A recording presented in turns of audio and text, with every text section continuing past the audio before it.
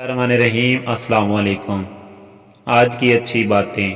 اگر نیند نہ آئے تو نمبر 1، ہچکات کا تیل کان پٹی پر ملنے سے نیند جلد آ جاتی ہے۔ نمبر 2، اگر نیند نہ آ رہی ہو تو سرخ ٹماٹر کاٹ کر اس پر چینی چھڑک کر کھانے سے بے خوابی کی شکایت دور ہو جاتی ہے۔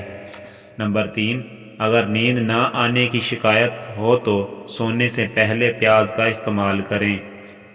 نمبر 4، فروٹ چاٹ کھانے سے بھی نیند نہ آنے کی شکایت دور ہو جاتی ہے۔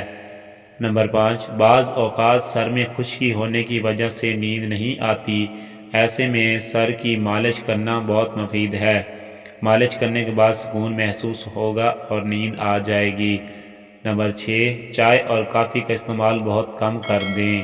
نمبر 7، گرم پانی میں نمک ملا کر سونے سے پہلے چند منٹ تک پاؤں کو اس میں ڈبوئے رکھیں تو اس سے بھی سکون اور نیند آ جائے گی انشاءاللہ۔